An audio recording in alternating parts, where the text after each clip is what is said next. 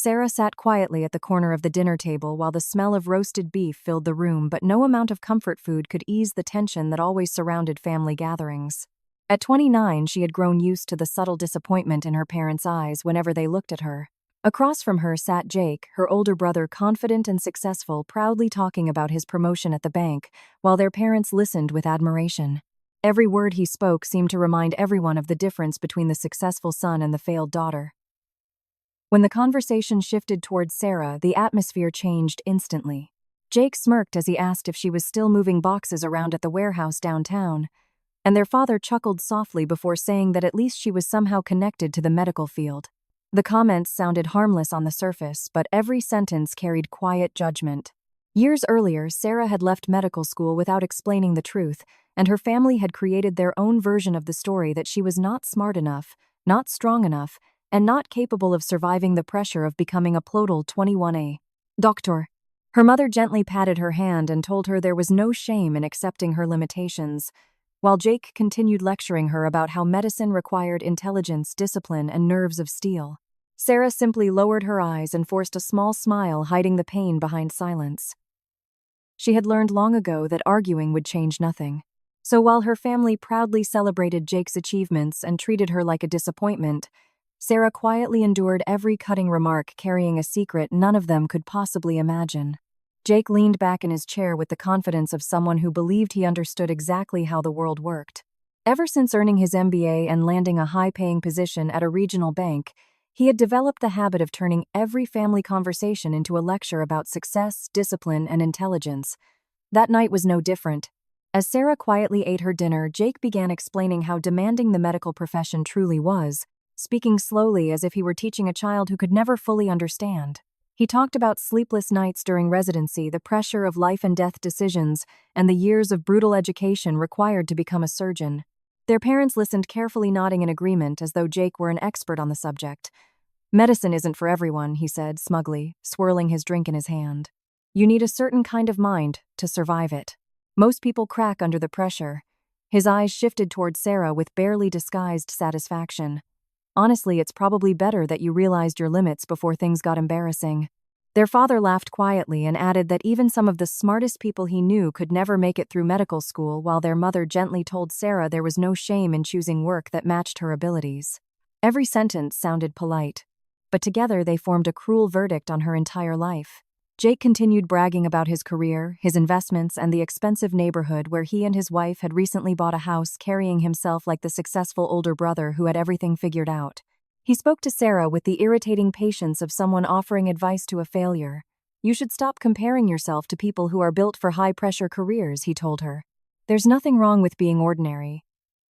Sarah sat silently, her expression calm, even as every word cut deeper than the last. The worst part was not the insults themselves, but the certainty behind them. Jake truly believed he was wiser, smarter, and more capable than his sister, and their parents believed it too. Around the dinner table, Sarah was no longer treated like someone with dreams or potential. She was simply the daughter who had failed. The quiet disappointment sitting beside the family's golden child, forced to listen, while her own brother explained why she could never become the doctor she once dreamed of being. While Jake continued talking confidently about the demands of medicine, Sarah remained silent, though his words stirred memories she had spent years carefully burying. She remembered the email that had arrived only 2 weeks after her family believed she had dropped out of college, a full scholarship offer from Johns Hopkins, one of the most prestigious medical schools in the country. She could still recall staring at the screen in her tiny apartment at 2 a.m, exhausted and terrified, knowing that accepting it would mean disappearing from the life her family expected her to live. The years that followed had been brutal in ways no one around that dinner table. There were nights during residency when she worked for 36 hours straight, surviving on cold coffee and adrenaline, while standing over operating tables with blood on her gloves, and barely enough strength left to hold a scalpel steady. She remembered collapsing onto the floor of hospital locker rooms because she was too tired to make it home, memorizing anatomy textbooks while half asleep, and forcing herself back into surgery after hearing families cry in waiting rooms. More than once she had questioned whether she could survive the pressure. But she had survived. She had endured years of relentless training, impossible expectations, and the crushing emotional weight that came with holding human lives in her hands. Yet none of that showed on her face as she sat quietly listening to Jake explain why she had supposedly failed. Sarah had become remarkably skilled at hiding the truth. The modest apartment, the simple clothes, even the warehouse job her family mocked so easily, all of it helped maintain the version of herself they believed in. Sometimes she wondered what would happen if they ever discovered the reality hidden beneath her silence, but then she would remember the peace that came with anonymity. It was easier to let them underestimate her than to explain the sacrifices she had made, the loneliness she had endured, and the secret life she had built far away from their expectations. So she simply smiled faintly while Jake continued his lecture, never realizing that the woman sitting across from him understood the world of medicine far better than he ever would. What Jake and their parents never bothered to understand was that Henderson Medical Supply was far more than a simple warehouse job. Every time Sarah mentioned spending long hours at the facility downtown, they immediately pictured her stacking boxes in steel aisles under fluorescent lights. Another reminder of how far she had supposedly fallen from her dream of becoming a doctor. In reality, Henderson Medical Supply was one of the largest medical equipment distribution companies in the region, supplying hospitals with surgical instruments, cardiac devices, emergency equipment, and life-saving technology worth millions of dollars every year. And Sarah was not an employee there, she owned the company. Years earlier, while balancing the crushing demands of medical training, she had quietly invested in a struggling medical supply business and transformed it into a successful operation through relentless work and careful planning. Even after the company became profitable, she continued visiting the warehouse personally several times a week, walking through inventory lines, inspecting shipments, and speaking directly with workers because she believed leadership meant understanding every part of the business. Sometimes she wore plain clothes and spent hours checking equipment beside employees who had no idea she was the owner. To her family, however, those visits only confirmed the version of Sarah they already believed in. They saw tired clothes, long workdays, and silence and assumed failure. None of them ever asked enough questions to see beyond the surface. Jake especially enjoyed mentioning the warehouse whenever he wanted to remind everyone how different their lives had become, proudly comparing his office at the bank and expensive suits to what he imagined was Sarah's dead-end career. Yet the irony was almost painful. The hospitals that trusted Sarah with their surgical expertise were often using equipment supplied by the very company her family mocked. But Sarah never corrected them. She had learned that real success rarely needed to announce itself. The people who worked the hardest often moved in silence, building extraordinary lives, while others were too busy making assumptions to notice. As the evening went on, the conversation shifted from Sarah's career to what her family called her future, though the way they spoke about it made it sound more like a problem that needed to be fixed.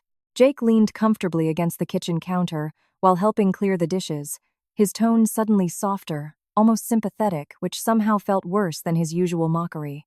He told Sarah that maybe it was finally time for her to stop chasing unrealistic dreams and focus on building a normal life. According to him, she needed stability, simplicity, and a man who would not expect too much from her. Then, with the confidence of someone convinced he was doing the right thing, Jake announced that he knew the perfect person for her: Mike Thompson, a construction worker connected to his wife's family. Jake described him as hardworking, practical, and the kind of guy who wouldn't care that you work at a warehouse. Their mother immediately lit up with excitement, saying she had always worried Sarah would end up alone because she spent too many years obsessed with impossible ambitions. Their father nodded approvingly and added that construction work was honest, respectable labor, unlike the fantasy life Sarah once imagined for herself. Listening to them was almost surreal. They spoke about her future as though she were a fragile disappointment who needed to be carefully placed into a smaller life before she embarrassed herself again.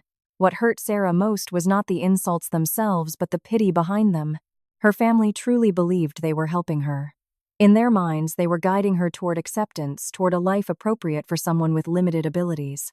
Jake kept talking enthusiastically about double dates, family barbecues, and how nice it would be for Sarah to finally settle down and stop pretending to be someone she's not. Every word carried the quiet assumption that her dreams had failed because she simply was not capable enough to achieve them. Yet through it all, Sarah remained calm. She smiled politely, nodded when expected, and never once corrected them. The contrast was almost unsettling. While her family confidently planned a smaller future for her, Sarah sat there holding secrets far larger than any of them could imagine. There was something almost tragic about the scene. The successful brother giving life advice to the sister he believed had failed, completely unaware that the woman sitting across from him had built a life more extraordinary than anything he had ever accomplished. And still Sarah said nothing. Her silence only deepened the mystery surrounding her, leaving an invisible question hanging beneath the conversation. If she truly was the failure they believed her to be, why did she seem so calm, so untouched, and so impossibly difficult to break? 3 months later, on a cold Monday morning, Jake Morrison collapsed in the middle of a meeting at the regional bank where he worked. One moment, he was standing confidently beside a projection screen explaining quarterly numbers to a room full of executives, and the next, he grabbed his chest with a sharp gasp that instantly silenced the room. The coffee cup slipped from his hand and shattered across the polished floor as pain exploded through his body like fire. His coworkers rushed toward him in panic while Jake struggled to breathe, his face turning pale beneath the fluorescent office lights. Within seconds, he crashed to the floor unconscious.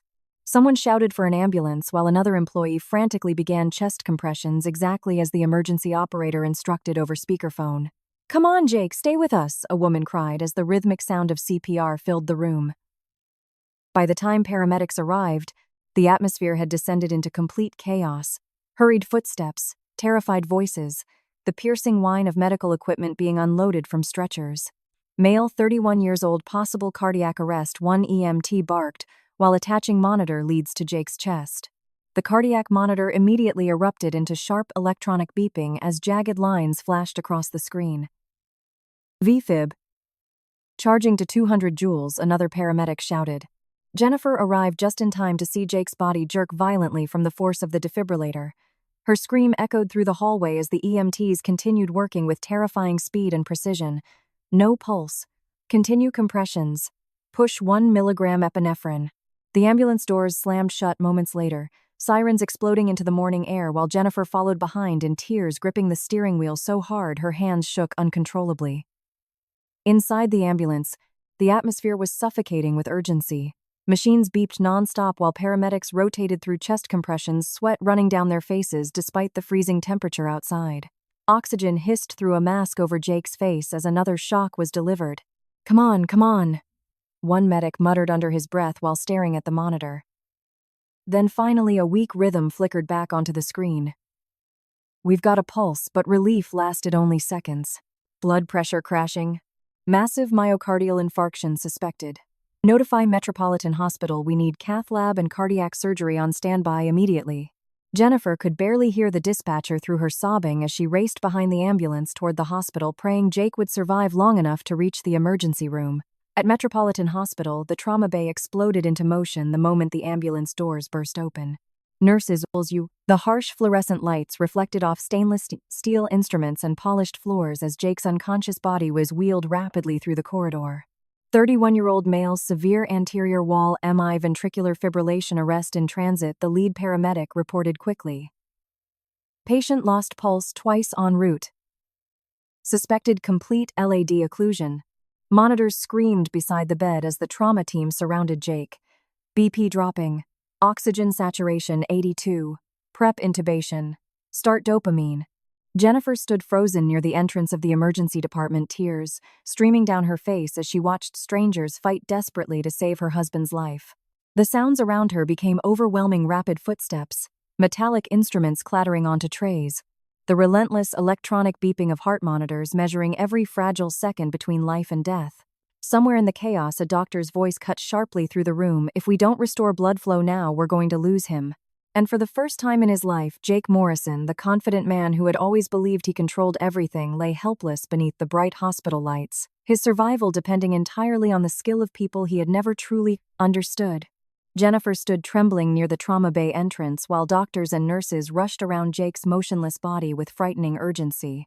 The bright emergency room lights reflected off stainless steel equipment as the cardiac monitor emitted rapid, uneven beeps that seemed to grow more alarming every second. "Massive anterior myocardial infarction," one physician said sharply while scanning the monitor. "Complete LAD blockage. Blood pressure is crashing." Another doctor immediately responded. "Get cardiothoracic surgery down here now. We're losing him." Jennifer could barely breathe. Her hands shook violently as she tried to understand the flood of medical terminology flying across the room. Somewhere behind her, Sarah arrived through the ER doors wearing a long, dark coat, her expression calm in a way that felt almost unnatural compared to the panic surrounding them. Jennifer rushed toward her, instantly grabbing her arm with desperate relief. "Sarah, thank God you're here," she cried. "They won't tell me anything. They keep saying his heart is failing." Sarah looked past her toward the trauma bay, her eyes narrowing slightly as she studied the monitor rhythms from a distance. Even before anyone explained the situation, she already understood how serious it was. The rapid alarms, the frantic pace of the staff, the expressions on the attending physicians' faces, all of it pointed toward disaster. A nurse suddenly spotted her and hurried across the room. "Dr. Morrison," she said quickly, "the cath team is waiting for your assessment." Jennifer blinked in confusion. "Dr. Morrison," she repeated slowly, looking from the nurse to Sarah as though she had misheard. But the nurse had already turned back toward the trauma room. "We may need emergency bypass surgery," another physician called out loudly. "We need cardiothoracic now." Jennifer stared at Sarah, her face draining of color. Why are they calling you doctor?" For a brief moment, the noise of the ER seemed to fade beneath the weight of the question. Sarah remained silent, her eyes fixed on Jake lying unconscious beneath the harsh fluorescent lights, while doctors continued pumping medications into his IV lines. Then another surgeon approached rapidly from down the hallway. "Dr. Morrison," he said, slightly out of breath, "his ejection fraction is critically low. If we don't operate immediately, he's not going to make it." Jennifer's mouth parted slightly, but no words came out. Behind them, Sarah and Jake's parents burst into the emergency department after arriving from the hospital parking garage, both visibly panicked. Their mother immediately rushed toward the trauma bay while their father demanded answers from anyone wearing scrubs. "What's happening to my son?" he shouted. "Where's the surgeon? Why isn't anyone doing something?" A heavy silence followed. Several nurses exchanged uncomfortable glances before looking toward Sarah. Jennifer slowly turned to face her, eyes wide with disbelief. "Sarah," her voice cracked. "What is going on?" Sarah finally looked at her directly. Her expression remained calm, steady, almost impossibly controlled despite the chaos around them. "Jake needs emergency heart surgery," she said quietly. "The blockage is severe and every minute matters now." "Then where's the surgeon?" Jennifer asked desperately. "Please, someone just get the best surgeon available." Sarah held her gaze for one long second before answering in a voice so calm it sent chills through the room. "The best surgeon available is me." The words landed like an explosion. Jennifer froze completely, her face blank with shock as her brain struggled to process what she had just heard. Across the room, Sarah's mother stopped crying mid-breath, while her father stared at her as though seeing a stranger for the first time in his life. No one spoke. Even the surrounding noise of the emergency room suddenly felt distant beneath the crushing silence that followed. Jennifer shook her head slowly, almost instinctively rejecting reality. No, that's not possible," she whispered. "You work at the warehouse." Sarah removed her coat, calmly revealing dark blue surgical scrubs underneath. Around her neck hung an ID badge stamped clearly with the words "Dr. Sarah Morrison, Chief of Cardiothoracic Surgery." Jennifer's knees nearly gave out beneath her. Their mother covered her mouth with trembling hands while their father stood speechless, every smug assumption he had ever made collapsing in a single instant. "I own Henderson Medical Supply," Sarah said softly. "And I've been a cardiothoracic surgeon for the past 5 years." The silence that followed was devastating. Jake's parents looked completely shattered, replaying years of mockery, pity, and condescension in their minds while standing inside the hospital, where their daughter was not a failure, not a disappointment, but the most respected heart surgeon in the building. Jennifer began crying again, though now the tears carried shock, guilt, and overwhelming disbelief. "All this time," she whispered weakly. Sarah glanced once more toward the trauma bay where Jake's monitor continued screaming urgent warnings into the air. Then her entire demeanor shifted instantly from sister to surgeon. Her voice became sharper, colder, focused entirely on survival. "Prep operating room 3, she ordered. "Notify perfusion and anesthesia. We're doing an emergency triple bypass." Nurses immediately moved into action around her without hesitation, responding with the automatic precision of a team accustomed to following her command. Jennifer watched in stunned silence as the entire emergency department transformed around Sarah, every doctor and nurse treating her with absolute respect. And for the first time in their lives, her family finally saw the truth. The quiet woman they had spent years underestimating was not weak, ordinary, or broken. She was the person everyone in that hospital trusted to save Jake's life. The doors of operating room 3 swung open as Sarah stepped inside, and instantly the atmosphere changed. The chaos of the emergency department disappeared behind her, replaced by the cold precision of a surgical theater where every second mattered and every movement could mean life or death. Bright white lights flooded the room, reflecting off stainless steel instruments lined carefully beside the operating table where Jake lay unconscious beneath sterile blue drapes. The steady beep, beep, beep of the cardiac monitor echoed through the air while ventilators hissed rhythmically beside him. Around the room, the surgical team moved with disciplined urgency, preparing for one of the most dangerous procedures in cardiac medicine. Patient blood pressure dropping, the anesthesiologist warned while studying the monitors. "He's unstable." Sarah stood at the scrub sink with her hands beneath scorching water, staring silently at the wall as surgical soap ran down her arms. For the first time that night, her hands trembled slightly. Not from fear of the procedure; she had performed hundreds of bypass surgeries before, but because the man lying on that table was the same brother who had spent years convincing everyone she would never become good enough to stand exactly where she was now. Memories flashed through her mind in fragments. Jake laughing at the dinner table, mocking her intelligence, telling her she should accept an ordinary life because medicine was beyond her abilities. "Some people just aren't built for pressure," he had said. Sarah slowly lifted her eyes toward her reflection in the glass cabinet ahead of her. Then, just as quickly, the emotion disappeared. Her breathing steadied. The trembling stopped. By the time she pulled on her surgical gloves and stepped toward the operating table, she was no longer Jake's younger sister. She was Dr. Sarah Morrison, Chief of Cardiothoracic Surgery. "Status," she said firmly. 31-year-old male, massive anterior myocardial infarction. Triple vessel disease confirmed, one resident replied immediately. Complete occlusion of the LAD. Severe damage to surrounding tissue.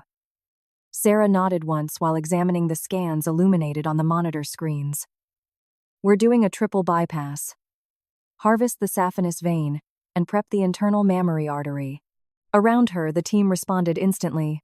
"Yes, doctor." The room moved like a machine built entirely around her commands. Surgical nurses passed instruments with perfect timing while technicians adjusted equipment without needing instructions repeated. At the center of it all stood Sarah, calm, focused, impossibly composed beneath the crushing weight of responsibility. Scalpel. The instrument was placed into her hand immediately. For one brief second, she looked down at her brother lying motionless beneath the lights, his chest rising mechanically with the ventilator. Then she made the first incision. The room fell into near silence, except for the sounds of surgery itself, the soft metallic clink of instruments, the low hum of machines, and the relentless electronic pulse of the heart monitor, tracking every fragile heartbeat.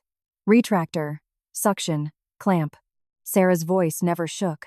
Her hands moved with extraordinary precision as layers of tissue opened beneath the surgical lights. Sweat formed along the hairline beneath her cap, but her concentration never wavered. "Initiate bypass," she ordered. Seconds later, the heart-lung machine roared softly to life beside the table. Thick tubes carried Jake's blood out of his failing heart and into the machine that would temporarily keep him alive while Sarah repaired the damage. The perfusionist monitored every pressure level carefully while the anesthesiologist watched the monitors with growing concern. "Heart rhythm unstable," someone warned suddenly. The monitor emitted a sharp, rapid alarm that sliced through the room. "Ventricular tachycardia." Sarah did not panic. "Increase support flow. Prepare lidocaine." Her voice remained ice-cold, controlled, commanding. The team obeyed instantly. Moments later, the rhythm stabilized again, but tension tightened across every face in the operating room. One mistake now would kill him. Sarah leaned closer over the exposed heart beneath the bright surgical lights. Even after years of experience, there was something humbling about holding a human life so literally in her hands. Jake's heart looked damaged, exhausted, struggling to survive. She could see the blocked artery clearly now, the silent killer that had nearly ended his life before he ever reached the hospital. "Graft ready," the surgical assistant announced. Sarah carefully began the bypass, connecting healthy vessels around the blocked arteries to restore blood flow. Every stitch had to be perfect. Every movement required impossible concentration. Time blurred into hours as the operation continued. Outside the operating room, Jake's parents sat frozen in the waiting area, replaying years of cruel assumptions in their minds, while realizing their daughter was currently performing one of the most difficult surgeries in medicine. Jennifer cried silently beside them, unable to erase the image of Sarah standing in the ER wearing surgical scrubs beneath the same coat they had always associated with a warehouse worker. Inside the OR, Sarah never stopped moving. Second graft complete. Pressure stabilizing. Good flow through the LAD. The room slowly shifted from panic toward cautious hope. Then came the final stage, restarting Jake's heart. "Prepare to come off bypass," Sarah said quietly. The perfusionist nodded. Slowly, blood flow returned toward Jake's repaired heart while the machine reduced support. Everyone in the room stared at the monitor. One heartbeat. Then another. Weak at first. Unsteady. The monitor emitted irregular tones that made every person freeze. Sarah watched closely, saying nothing. Then suddenly the rhythm strengthened into a stable pattern. Beep. Beep. Beep. A collective breath released across the room. Sinus rhythm restored, the anesthesiologist announced with visible relief. Sarah closed her eyes for the briefest second before opening them again. "Let's close." Nearly 5 hours after the surgery began, Sarah finally stepped back from the operating table, exhaustion crashing into her body all at once. Beneath the bright operating lights, Jake's heart was beating on its own again because of the sister he had spent years underestimating. The irony was almost unbearable. The woman he believed was too weak, too ordinary, and too incapable of becoming a doctor, had just guided his failing heart back to life with her own hands. And perhaps the most powerful part of all was that Sarah had never once hesitated to save him. Despite every insult, every moment of humiliation, every cruel assumption, she had fought for his life with absolute determination. Because in that operating room, none of the past mattered anymore. There was only a surgeon, a patient, and the thin, fragile line between life and death. A line Sarah Morrison had mastered long ago while the rest of the world was too busy underestimating her to notice. When Jake finally regained consciousness 2 days later, the first thing he heard was the soft, steady beep of the cardiac monitor beside his hospital bed. His chest burned with pain every time he breathed, and the fog of anesthesia still clouded his mind, but he immediately sensed the unusual silence filling the ICU room. Jennifer sat beside him, holding his hand, her eyes swollen red from crying, while their parents stood quietly near the window, looking older and more exhausted than he had ever seen them. For a long moment, nobody spoke. Then Jake slowly turned his head and saw Sarah standing near the doorway wearing a white coat over dark blue scrubs, calmly reviewing his chart beneath the fluorescent hospital lights. The sight alone felt surreal. His mind struggled to connect the image before him with the sister he thought he had known for years.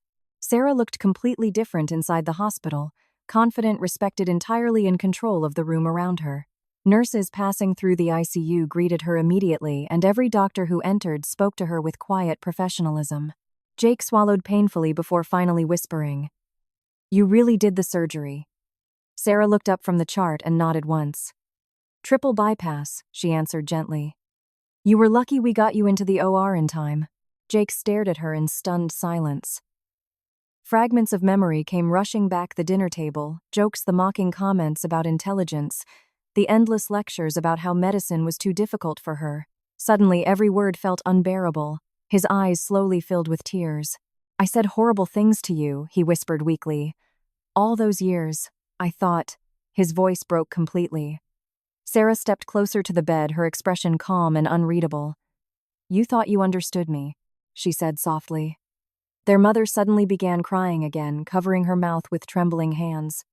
"Sarah, honey, we were so wrong," she sobbed. "We treated you like you were a disappointment. God, all this time." Their father lowered his head, unable to even look directly at her. The proud man who had spent years praising Jake while quietly pitying his daughter now seemed crushed beneath the weight of his own shame. "I don't know how to apologize for this," he admitted hoarsely. "You became everything you dreamed of becoming, and we never even knew." Sarah remained silent for a moment, while the machines continued their soft, rhythmic beeping around them. She could see the guilt written across every face in the room, not just because they underestimated her success, but because they had never truly tried to understand her at all. Yet strangely, Sarah felt no anger anymore. Years earlier, she might have wanted vindication. some dramatic moment where they realized how wrong they had been. But standing there now looking at her brother alive because of the surgery she performed revenge suddenly felt meaningless. "You don't need to punish yourselves forever," she said quietly. "I made my choices because I loved medicine, not because I needed anyone's approval." Jake shook his head slowly, tears sliding down the sides of his face. "But you saved my life after everything I said to you." Sarah gave a faint smile, tired but genuine.